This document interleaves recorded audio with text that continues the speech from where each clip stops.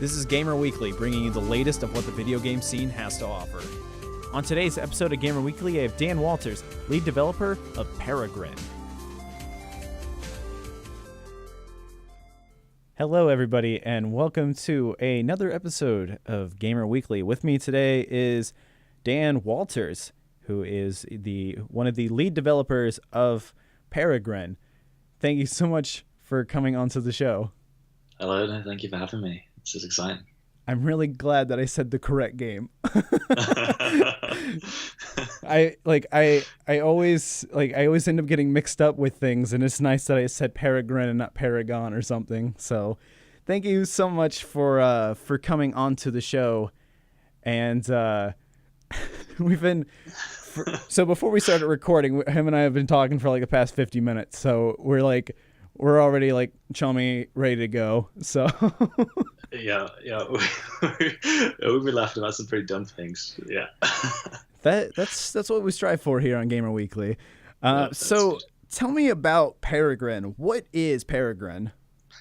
So Peregrine is a story puzzle game, and you take the role of Abby, who's a young woman in this kind of enclave tribe, and it's a sci-fi game. You're in the kind of the distant future, and the world's a different place. You know, some terrible disasters have happened, and it's a little bit post-apocalyptic, and people now kind of like almost entirely extinct, and the last survivors live in these kind of like small enclave tribes. And I guess there's this kind of like religion that's formed around the kind of context of the game, context of the world. And Abby's been selected basically to go to the epicenter of the disaster, in the hope of negotiating with the gods and bringing an end to this kind of this war that's happened between man and gods, and hopefully, you know, save the human race. And so you kind of embark on this story puzzle game, and you go through, as the gameplay works, you're kind of going around the world in this top-down format. And there's about five. I know exactly how many chapters there are. There's 5 chapters, and they're split into these screens. And each screen's kind of like a new puzzle. Sometimes puzzles are separated over several screens. And the general kind of concept of how the gameplay works is that you do kind of possession-style puzzles. So there's stuff in the world to do, like mechanical or physical puzzles. And you'll be able to possess other living things. So there's different kinds of living things you possess, and they've got different abilities and different things they can do. And you use their abilities to interact with the world in different ways. And of course, it's about figuring out what's the right way of interacting, and what the right order is, and what the right actions are. And then there's combat in the game as well, which kind of has the same kind of format of gameplay, where you're possessing the enemies and using them to battle each other, but the enemies all have different abilities. And if you it's like a game of chess almost, because you've got to possess the right enemy and use it on the right one, because some of them can't attack each other, and some of them shield each other, and some of them are ranged and some of them aren't. And you can also attack enemies yourself, but you've got to decide when to use yourself and when to use the enemies. But you can't possess the last enemy, so you've got to make sure that that's one you are going to be able to kill yourself and stuff like that. So the actual possession mechanics worked really well. It's pretty fun as a gameplay mechanic. I'll finally just talk quickly about the artwork. The artwork's pretty cool. It's like this. It's inspired from 1970s sci-fi kind of fiction covers. Like artists like John Harris and stuff like that, kind of like pre-Star Wars kind of science fiction art. And the amazing thing about that kind of artwork is it's not science fiction as we would think of it, because it's kind of a science fiction was the art for it was evolving from fantasy art, and so you've kind of got this style which is very minimal, very bold, bright, amazing colors, but kind of on the border of fantasy art. It was kind of offshooting from fantasy art, and so it's really quite cool. It's a look that you haven't really seen in games, and to be honest, you haven't really seen artwork for a long time, and it's is really powerful. So it's been good fun to do. So you said that you can possess other things and Yeah. attack other people with them. So is it kind of like, okay, say there's a deer and it's walking by. Can I possess Right. the deer and then attack enemies, or is there no wildlife? So we've separated the combat puzzles and like the mechanical puzzles. I'm trying to think if there are any bits where like the combat kind of overflows with the kind of the neutral enemies, say like the neutral creatures like the deer in your example. I think that wouldn't be used in combat because the enemies are these creatures that have been created by this disaster. There's been had this biological reaction, and they're at war with humans. So they're really only really interested in killing humans. There is some stuff in the environment though that you can use in the combat. Like there's sometimes these sentry turrets, and they'll shoot you, but they'll also shoot the enemies. So sometimes you gotta kind of use them and draw the enemies into their field of fire, but without yourself being in it, and you're kind of like trying to jiggle them around and stuff, but you don't actually use the like the neutral creatures in the combat puzzles. The combat puzzles kind of like set pieces, and they're turn based. And there's a specific area in which they occur, and you can see that area. So when you enter that area, I think it's in the trailer video, and you can see where the player enters the area and the combat mode gets activated and it becomes turn based, and then you take turns possessing enemies or attacking them, and as you're doing stuff they're doing stuff too, so kind of like the turns happen at the same time. And then like the neutral creatures in your example, there's deer. There's not actually a deer. There's like a goat, which is probably the closest thing to the deer, and he's got like basically like one skill, but it's like quite contextual, so it does different things in different situations. So he just basically can ram things with his head. He's got like a huge kind of like bony thing on his forehead, and like like little small antler things, and we call him the goat, but he's kind of like a science fiction futury goat evolved kind of to survive in the wasteland environment. And his skill basically is he charges stuff, gets angry, and hits them, and that does various things. Sometimes it breaks stuff, sometimes it moves stuff, sometimes it knocks things over. And there's different kind of contexts for that. So is it kind of like you can, so you have psychic powers, and could you like pick stuff up and put stuff places too? You don't know, no. So it's not like telekinetic. So you've got these stones in the world. This is getting really technical. So you've got these you learn this in like the first like two or three scenes of playing the game. There's these like stones in the world, and you go up to them and you kind of connect with them, and they kind of emphasize your Elohim is kind of the name for your psychic powers in the game, and then that kind of creates an area in which you can manipulate things. But it's like a neural connection, so you're tapping directly into control these creatures, and then you kind of bow onto the floor while that's happening. So you can't control the player character; you can only control one character at a time. So for this game, because you were telling me before we started recording that you guys decided to make your own engine instead of going with something like Unity or Unreal. What made you guys want to go with your own engine, and what are like the pros and cons of doing something like that? I mean, I'll be honest with you, because we were talking about it before. It's like anyone who's like starting out, I'd be like, oh yeah, use Unity and use Unity. But I personally can't use Unity because I've been game programming for like a very long time, like 10 years, say, and Unity's maybe 5 years old. So when Unity came out, I was like looking at it, I was like, oh, this is cool. But I'd have to put in months before I could make games as well as my own stuff.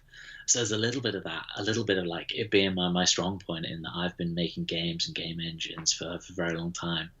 Um, I mean, that there's also like a little bit of production thing about it where I think the thing we're trying to do is like as game developers, we want to make stuff that's new and want to make stuff that's different. I mean, there's always the risk, when you start making a Unity game or something, you kind of got the default set of shaders and stuff, and your game kind of looks like a Unity game. And then you've kind of, obviously you've got to kind of mod the Unity until it kind of, you've replaced all of the stock Unity parts so that it does look like your own creation. And that obviously, takes time and effort and stuff. And our process is a little bit different. We prefer to start with more of a blank canvas and build up the elements.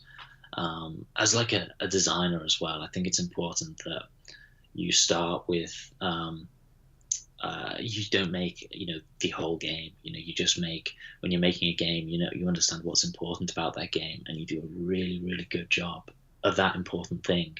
And then stuff that's not important, you don't even put it in the game.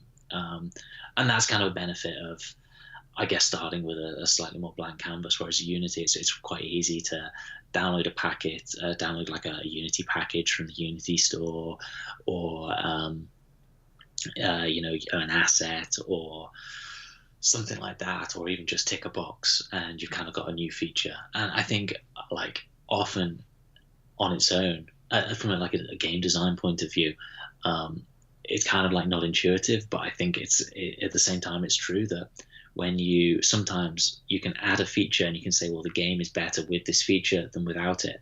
But at the same time, like, the game kind of, is better, but it's not itself anymore. And I think it's about kind of holding on to the identity as well. So I don't know, it's just kind of like the process. It's the process I've been doing for a long time. And I don't know, I mean, Unity is very, very good tool. It's very, very, very good. And artists love it as well. Just because, it's awesome. You can make like the shaders, you can bring the assets in. The assets look great. You've got a lot of power over the game process as well. As a programmer, because I'm a programmer as well as a designer, I prefer to have the focus on the programming a little bit more, which the artists don't like. But it's so for me, like the more control over the code is more important than maybe an easier art pipeline. And we don't have a difficult art pipeline. We make our own art tools and stuff, but that takes time and stuff. So I mean, really, it is a toss-up. I don't really have a really good answer for you, to be honest. I think Unity is an excellent tool, but then our game engine's really good too. So it's tough. Because I have, last night I stayed up until like 1 a.m. doing a tutorial for Unity, and something I've noticed is that it feels very like almost kind of feels like Photoshop in a way. Like, it feels like Photoshop, but like for making games. And it was nice to have like a familiar thing, because I've dealt with Photoshop before, but I'm not good at it. But it's nice to see something that looks similar. I'm like, oh, okay. Because at first, when you open it up, you're like, what is all of this? What do I do?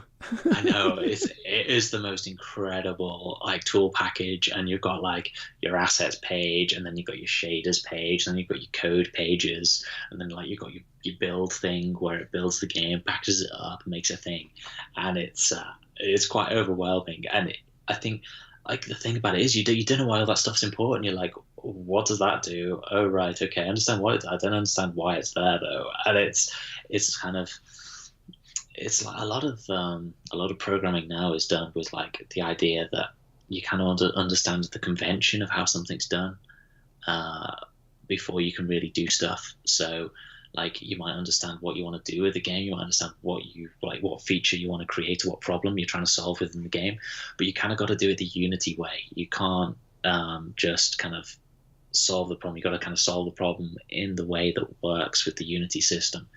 And that's not really criticism, because to be honest, it's the same with my game engine. Like when we're working with our stuff, there's usually like a correct way and a wrong way, and it's basically the same kind of situation. The only difference between Unity and our engine is that our tools don't look as good. Our tools are like command line tools and like really like bad UI and stuff. But the UI in the game's nice. That's what matters, I guess.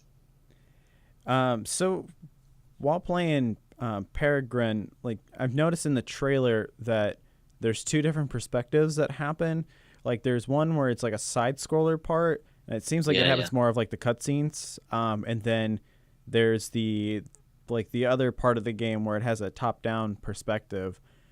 Is there a reason for that? Like when you started making the game and you were doing that perspective change, is there a reason why like it's better in side scrolling and why there's one that's better at like top down? Yeah, we're just greedy. We just wanted to have all the views.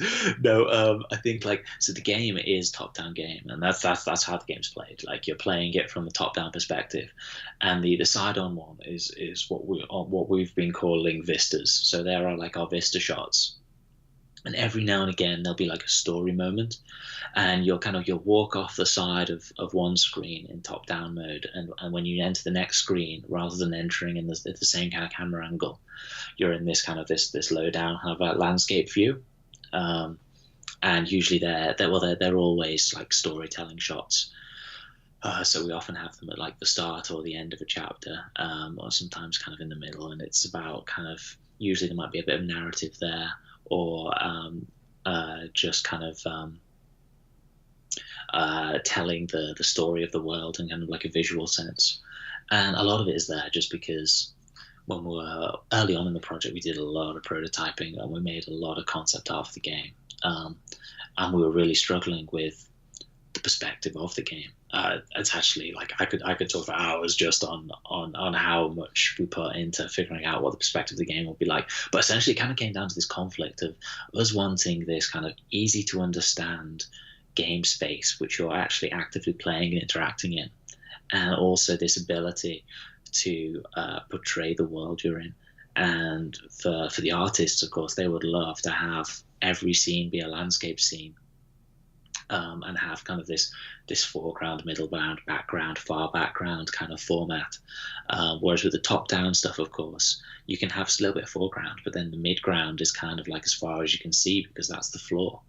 And you'll see in some of the parts of the game we kind of like cheat that by having the player going across bridges and having stuff in the real far distance, and stuff like that, where the players kind of like got sharp drops from where they stood. But otherwise, like achieving that's actually quite tricky. So these vistas are in to get the broader context of telling the visual story of the game across. Whereas the game does take place in this kind of top-down view, which is really important because you want to be able to move in 2 dimensions, and you want to be able to visually guess the distance between where you are and where the next thing is for when you're doing the combat and even the puzzles. It's really important to be able to measure that with your eye and stuff like that. So it does have to be quite kind of like flat on. So when you guys come up with the combat and the puzzles for the games, do you have the levels already made for those puzzles, or is it like you made the puzzle and it's like, all right, how do we make a level around the puzzle? We have a lot of fun in the team, and I think a really important thing is that our whole process, like the whole team's involved with. So, like it's the same people doing the artwork who are designing the puzzles, and then it's the programmers as well who are also involved in designing the puzzles and they're programming them.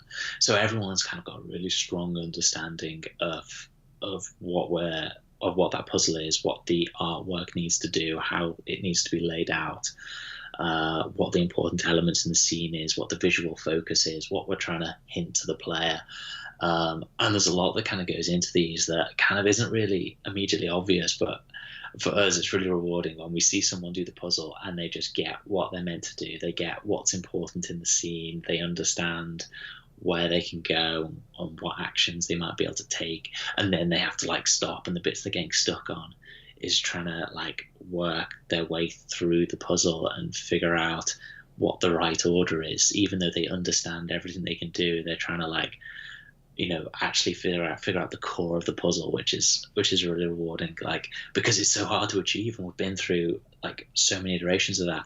But yeah, it's the artists are also the designers, the programmers are also the designers, and we'll work together and we'll brainstorm and come up with the puzzles together, and then it'll be the people who are actually designing the levels are then placing puzzles within the world. And when we're talking about them, we're trying to break them down and kind of take a high level kind of approach and say, well, this is a sequencing puzzle, whereas this is a physics manipulation puzzle, or this is uh, a gateway puzzle, and there'll be certain various gate like puzzle types, but then we'll start overlapping them, and then we'll kind of create a puzzle that's actually both types, and there's kind of a new dynamic to it, and that gives us a lot of opportunity for varying the sequence of that is the correct solution and so on. But then there's also the opportunity for the player to kind of find these invalid states where we haven't figured it out, but we think we've got them all now.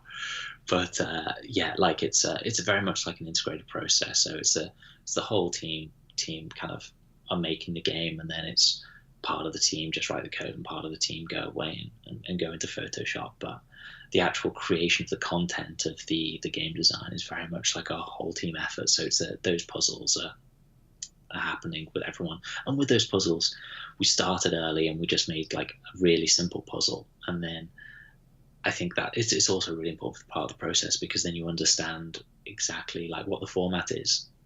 It's really easy then to take a small, simple puzzle and add a new element to it, which makes it kind of like a two-tier puzzle. So this is another thing we kind of talk about on the team, where we say how many tiers a puzzle is. So like an easy puzzle is one tier, where you've just basically got one thing to do, like one object does one other thing, and then a two-tier puzzle, there's kind of like another tier of stuff. So you've got one object to do one thing, but then you've got another object to do another thing, and they've got to be done in the right order.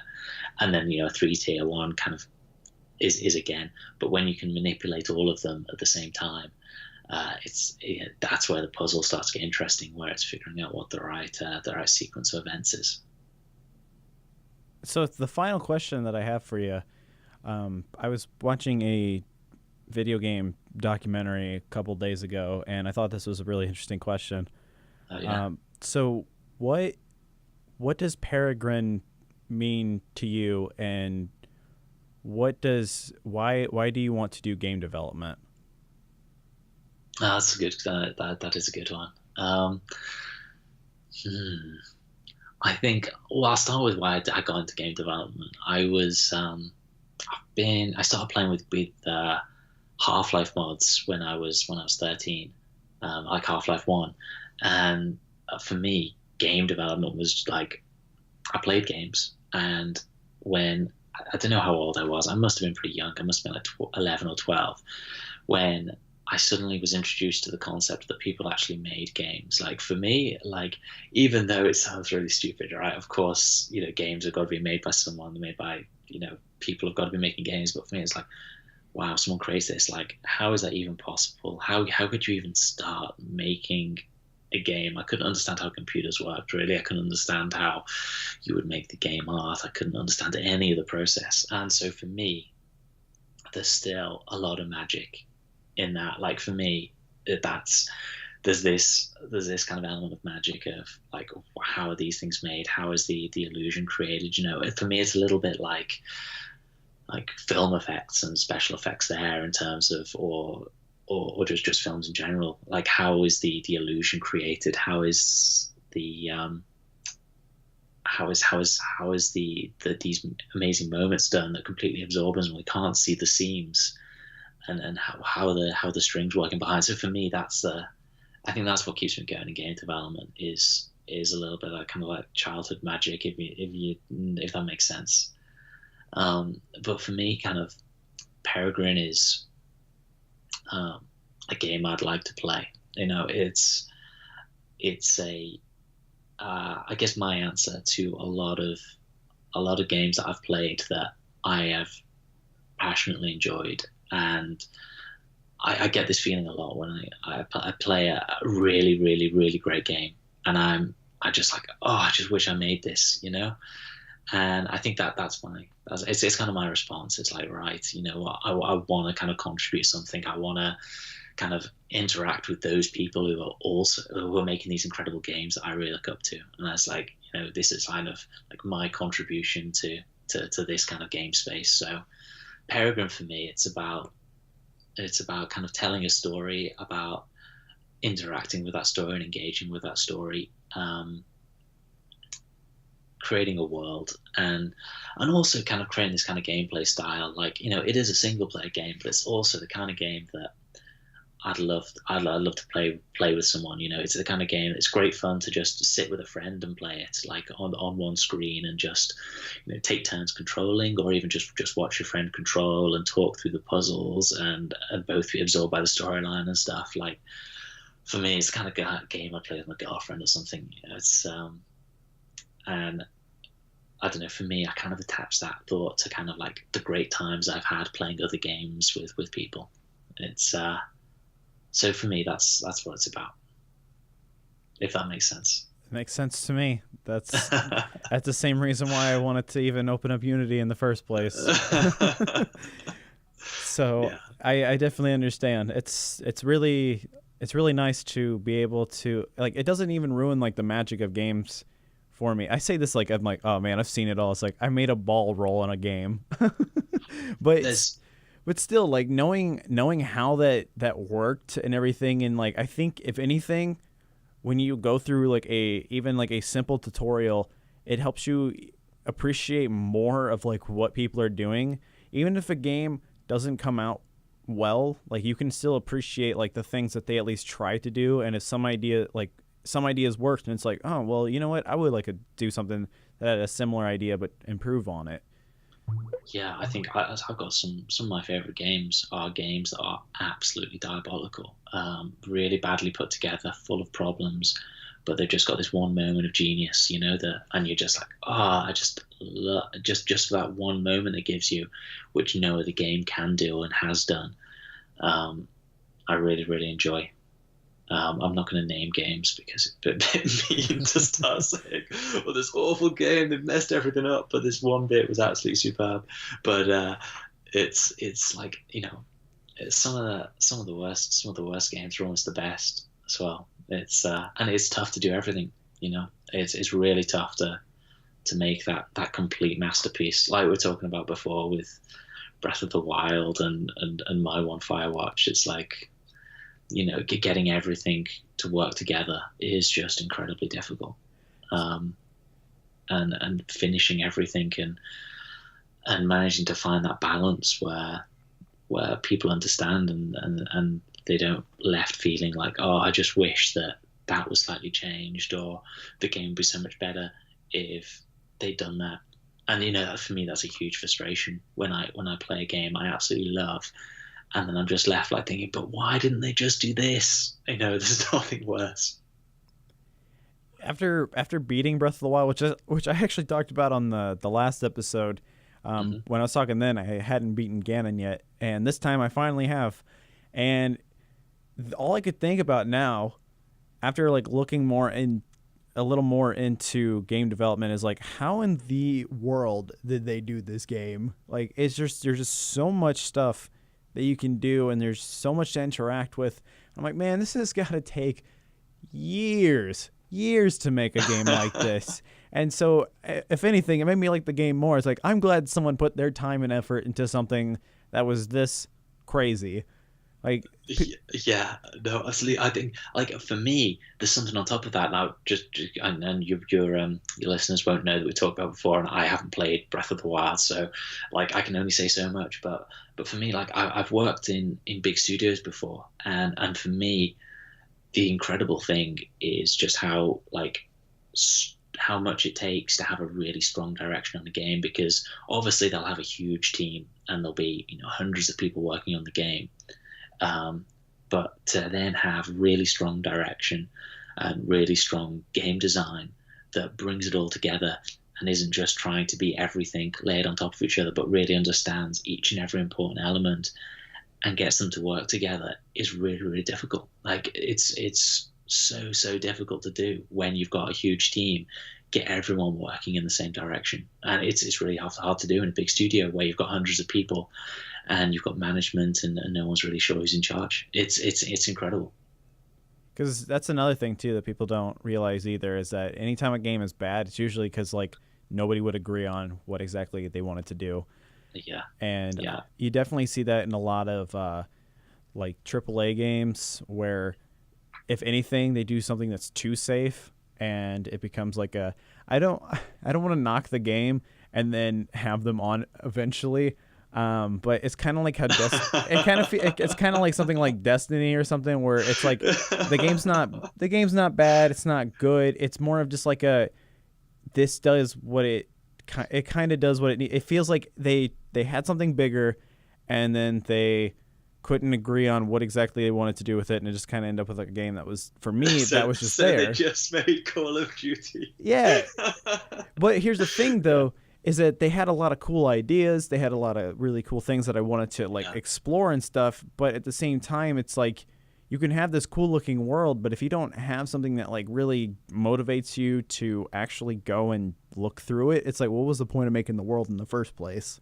Yeah, no, absolutely. I think the thing about that is it's a brilliant game. It's got so many brilliant parts to it. But the disappointing thing is that it's not as good as some of its parts. You know, if you add them all together, you actually end up with something less. And it's got to be just that there's too many people in charge, too many cooks. It's got to be. Can't have all those spices into one pot. Too much the same ingredients. I really think it's funny that how serious this whole episode got. I know, because you were laughing our heads off, and then you asked me about my game. I was like, okay, I gotta get serious, you know. I'm like, my team are gonna listen to this, and they're gonna be like, why were you laughing around? But yeah, I know. Like, as soon as I started talking about my game, didn't I? I was like, oh, okay, now this is serious now, okay. Because what I've noticed that if the game is actually, you know what, it varies on other people. Like, there is some people that have like the most serious games, and they're just comedians the whole time, and it's great. And then there's some people that are more serious, and like it, I don't know, it kind of fits with whatever, you know. So no, well, you got to start recording the pre-show stuff, and you can like cut it in and things. You got to do it. You got to do it. I should just have just no intro, nothing. Just here it is. Or you can just record the intro later. Like you could have phoned me up and you'd be like, hey, so how are things going? Like, yeah, so I'll tell you a bit about the format, and then like just get me talking, and I'd have no idea this is the show. And then you'd be like, okay, yeah, that's great. Let's wrap it. That's like, what, we're not recording it? It's like, no, that was the show. Thank you very much. If I deal with anybody that has like major stage fright, because I've had episodes like that where I have had to.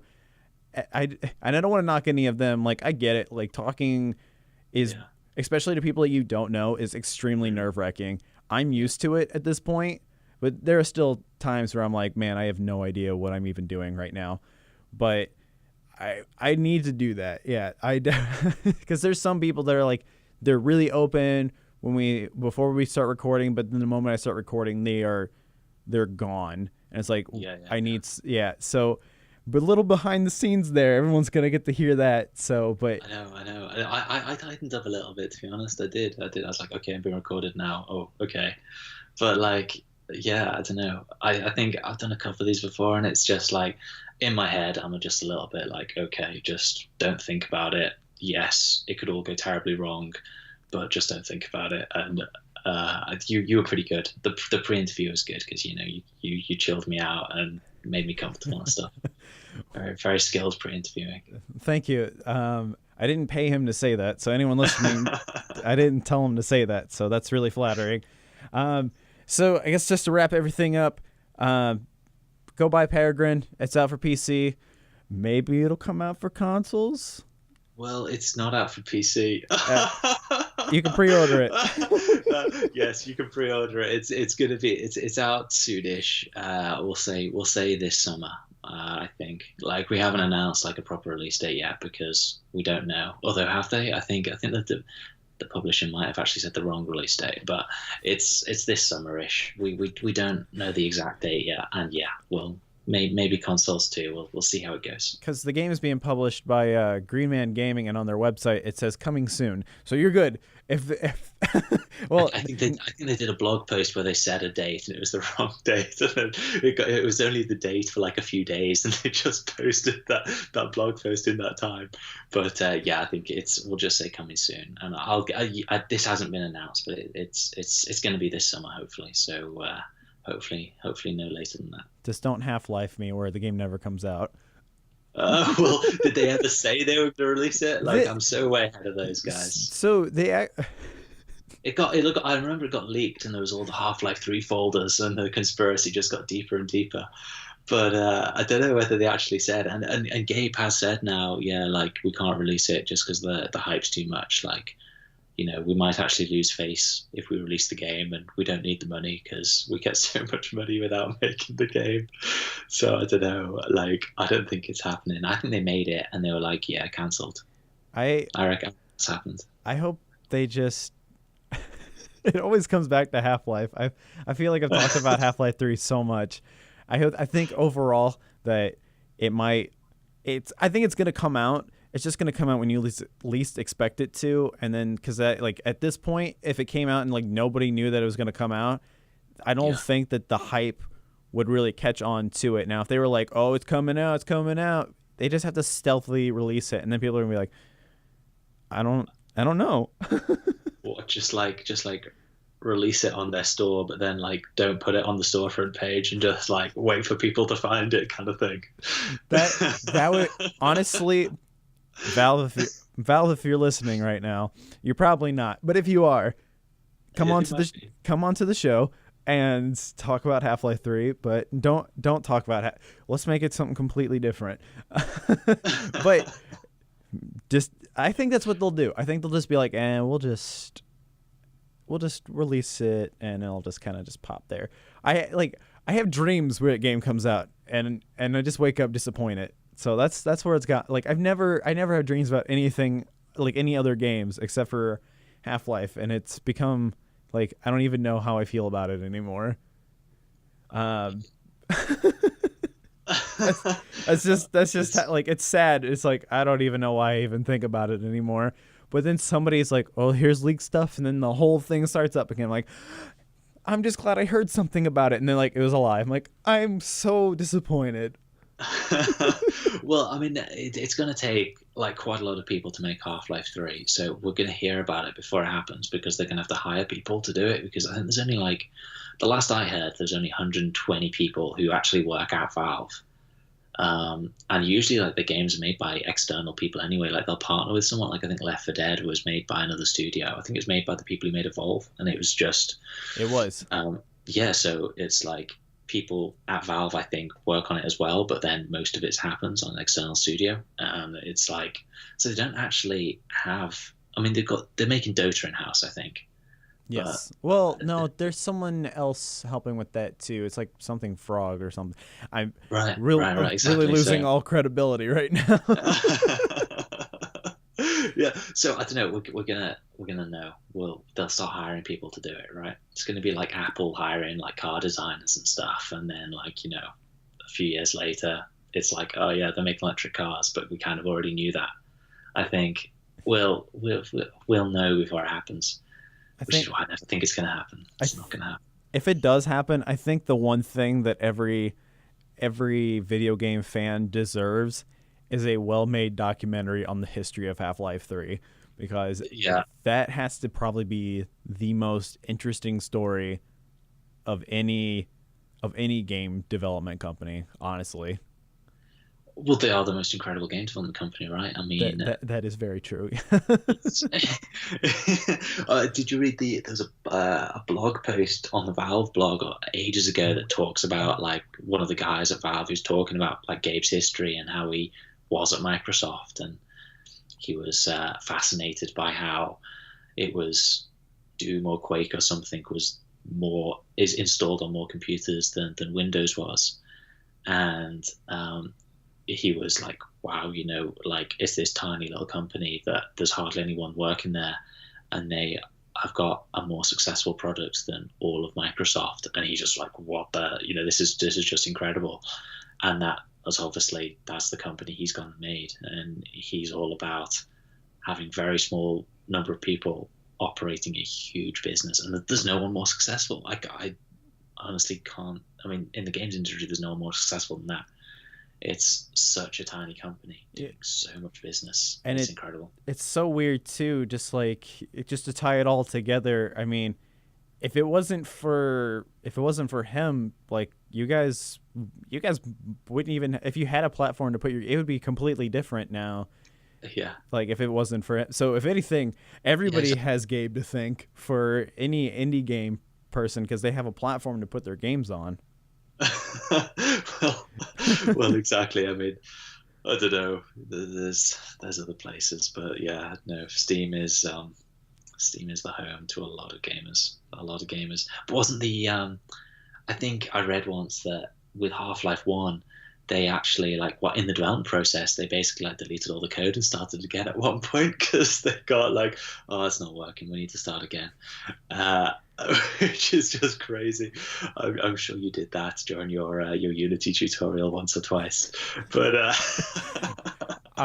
most of the time during the tutorial, there were just like simple little pieces of code that I didn't capitalize and stuff, and I'm like, why isn't this working? And then I capitalized, and I'm like, oh, that's why. Oh, yeah, the old capital letter trick. Yeah, or not closing a bracket. I didn't know that was a thing either. So, like, there was like one open bracket and then the line of code, and then that was it, and it wasn't working. And I'm like, why isn't it working? And then I saw that I was missing a bracket. And I'm like, I highly doubt it's really going to be that big of a deal. So I put it in, and then I saved the script, and then I played it, and I'm like, it works now. I don't know what I'm doing. I shouldn't question these things. There's that moment, isn't it? Like, oh my god, that can't be the difference between it not working and what. Oh my god, that is. I've had plenty of like, oh, it was one character I had to change to make it work kind of thing. It's just so annoying. Oh man, I don't. Let's not go there. I had to patch my PlayStation 4 release once because it was literally one character that was wrong, and I saw it. I was like, oh my god. And patching a PlayStation 4 game isn't easy, and when it's just one character that was wrong, I was very upset with myself. Well, Dan, thank you so much for coming onto the show. I hope you enjoyed your time on here. Yeah, just have the best time. Thank you very much. It's been awesome. That's awesome to hear, you know? So if you guys want to check out Peregrin, it comes out later sometime this century. It's coming out soon. How soon? Soon enough. It will be out. You can find it on Green Man Gaming and Steam. Maybe someday you'll find it on consoles. Can't really say. Wink, wink. Maybe. Nudge. No. Don't even think about it. Just get it on Steam, add it to your wish list, and it'll notify you when the game is released. And I want to thank everybody out there for listening to Gamer Weekly. It's really awesome for everybody for checking out the show. Also, I've been meaning to do this for a very long time, and I hope the people from the subreddit are listening. And thank you so much for the Making of Games subreddit for allowing me to even post my stuff onto the subreddit, because a lot of them don't want me to post on there because most of my post history is self-promoting, and I apologize for that. I just don't know what to post most of the time, so I'm like, oh, here's my show. So thank you. If it wasn't for you guys, seriously, I wouldn't have any listens. So thank you so much for giving my show a chance and checking it out, and I hope that anybody out there listening to it has enjoyed it. So if you guys want to check out more episodes of Gamer Weekly, you can head over to SoundCloud, and from there you can check out the YouTube page, Twitter, Facebook, and now I'm on TuneIn, and I'm trying to get one more going as well. So check it out on all those things. Tell your friends about it. If you don't have friends, reblog it. I don't know. Everybody has friends. You'd be surprised. So, so thank you guys so much for listening. And Dan, thank you so much once again for coming onto the show. And goodbye, everybody. Be safe. Stay safe. Don't do anything reckless, or do. Also, download Unity and start making games, because everybody's doing it now.